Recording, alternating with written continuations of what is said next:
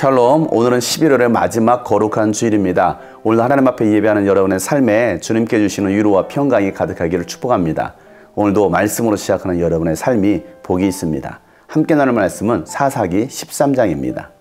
이스라엘 자손이 다시 주님께서 보시는 앞에서 악한 일을 저질렀다. 그래서 주님께서는 그들을 40년 동안 블레셋 사람들의 손에 넘겨주셨다. 그때에 소라 땅의 단지파의 가족 가운데 마누아라는 사람이 있었는데 그의 아내는 임신할 수 없어서 자식을 낳지 못하였다. 주님의 천사가 그 여인에게 나타나 말하였다. 보아라, 네가 지금까지는 임신할 수 없어서 아이를 낳지 못하였으나 이제는 임신하여 아들을 낳게 될 것이다. 그러므로 이제부터 조심하여 포도주나 독한 술을 마시지 말아라. 부정한 것은 어떤 것도 먹어서는 안 된다. 내가 임신하여 아들을 낳을 것인데 그 아이의 머리에 면도칼을 대어서는 안 된다. 그 아이는 모태에서부터 이미 하나님께 바쳐진 나실 사람이기 때문이다. 바로 그가 블레셋 사람의 손에서 이스라엘을 구하는 일을 시작할 것이다. 여인은 곧바로 남편에게 가서 말하였다. 하나님의 사람이 나에게 오셨는데 그분의 모습이 하나님의 천사의 모습과 같아서 너무나 두려웠습니다. 그래서 나는 그분이 어디서 오셨는지 감히 묻지도 못하였고 또 그분도 나에게 자기 이름을 일러주지 않았습니다. 그런데 그분이 내게 말하기를 내가 임신하여 아들을 낳을 것이니 이제부터 포도주와 독한 술을 마시지 말고 부정한 것은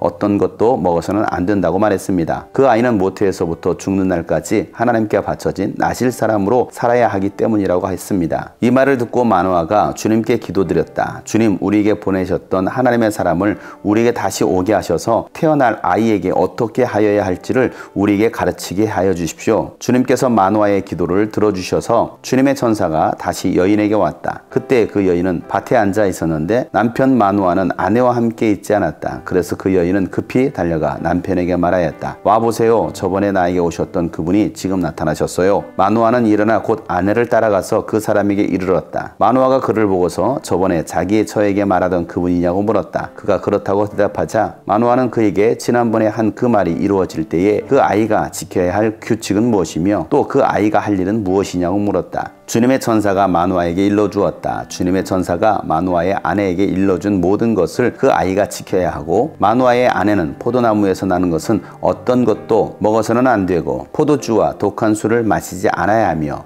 부정한 것은 어떤 것도 먹어서는 안 되고 주님의 천사가 마누아의 아내에게 명령한 모든 것을 마누아의 아내가 지켜야 한다고 말해 주었다.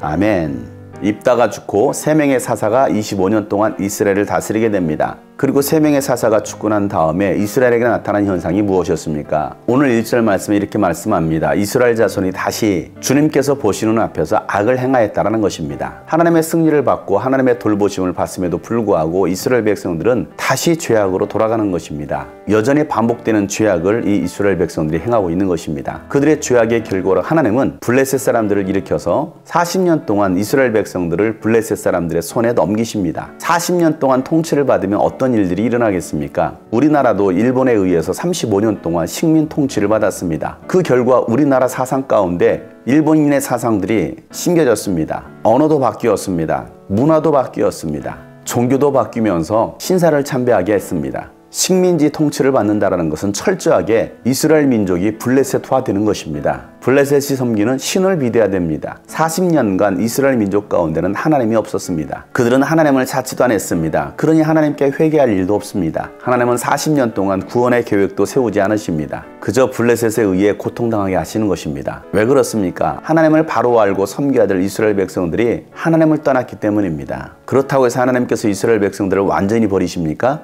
그렇지 않습니다. 하나님은 40년 동안 블레셋에 의해서 고통을 당하게 하셨지만 그들을 향한 하나님의 구원의 계획을 세우십니다. 그래서 등장하는 인물이 바로 삼손입니다. 삼손의 이야기를 하기 위해서 그의 아버지와 어머니 이야기를 먼저 하고 있습니다. 이스라엘 백성들이 이집트에서 400년 동안 고통당할 때에 하나님이 계신 것 같지 않았지만 하나님은 여전히 그들을 향한 하나님의 구원의 계획을 세우셨습니다. 그리고 모세를 통해서 그들을 구원해내시는 것입니다. 사람은 하나님을 잊어버려도 하나님은 결코 사람을 잊지 않으십니다. 저와 여러분이 하나님을 잊어도 하나님은 여러분을 잊지 않는다는 것을 기억하시길 바랍니다. 하나님은 한결같으시고 신실하신 분이십니다. 여러분을 향한 사랑은 하나님은 변함이 없습니다. 우리의 사랑이 변해서 문제인 것이지 하나님은 여러분을 결코 버리지 아니하실 뿐만 아니라 변함없이 사랑하고 계심을 믿으시길 바랍니다. 하나님은 이스라엘 백성들을 기억하셨습니다. 그래서 소라 땅에 있는 단지파의 가족 가운데 마노아라는 사람을 찾아내십니다. 그의 아내는 임신하지 못했습니다. 그런데 하루는 주님의 천사가 그의 아내에게 나타나서 임신할 것에 대해서 말씀합니다. 아들을 낳을 것인데 조심해야 될 것이 있다는 것입니다. 그것은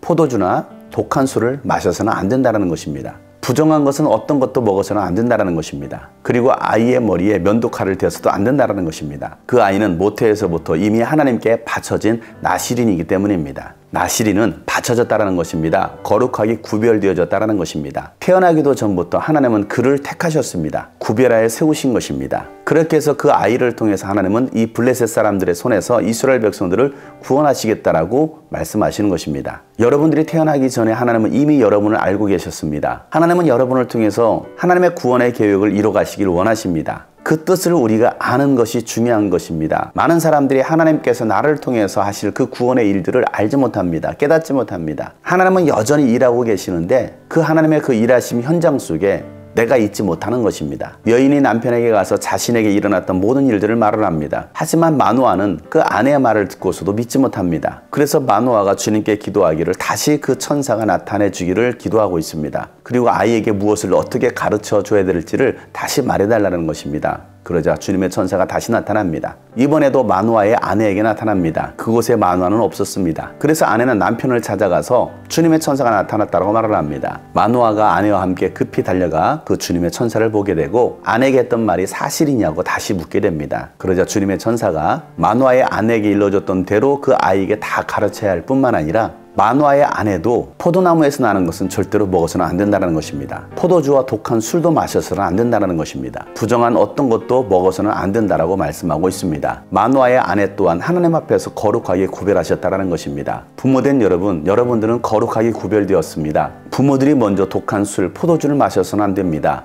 부정한 것들을 먹어서는 안 되는 것입니다. 여러분들이 먼저 하나님의 말씀대로 순종할 때 자녀들에게 하나님의 말씀대로 살라라고 가르칠 수가 있는 것입니다. 구별된 하나님의 사람으로 세울 수 있도록 먼저 믿은 여러분들이, 부모인 여러분들이 구별된 삶을 사시기를 주의 이름으로 축복합니다. 이스라엘 백성들을 이 블레셋에서 구원하시기 위해서 삼손을 택하신 것은 이스라엘 백성들의 공로가 아니었습니다. 그들은 하나님을 잊어버렸습니다. 하나님을 떠났습니다. 그런 이스라엘 백성들을 하나님은 기다려주셨고 잊지 않으셨던 것입니다. 이스라엘 백성들은 하나님을 떠나고 잊었지만 하나님은 결코 그들을 떠나지 않으셨고 잊지 않으셨습니다. 그들에게 찾아오셨습니다. 하나님의 때가 되니까 하나님의 구원의 역사를 이어가시려고 그들에게 찾아오신 것입니다. 나실인이 된 것이 중요한 것이 아니라 나의 삶 속에서 얼마나 하나님과 함께하는지, 거룩한 삶을 살아가고 있는지가 더 중요하다는 것을 깨달으시길 바랍니다. 나실인이 주인공이 아니라 하나님이 바로 주인공이십니다. 역사의 주인공은 하나님이십니다. 오늘도 하나님은 일하고 계십니다. 그 하나님을 발견할 수 있기를 주 이름으로 축복합니다. 오늘도 하나님의 일을 위해서 여러분을 찾고 계십니다. 하나님은 여러분을 통해서 일하시길 원하십니다. 그 하나님을 발견할 수 있는 복된 하루가 되기를 주 이름으로 축복합니다. 샬롬.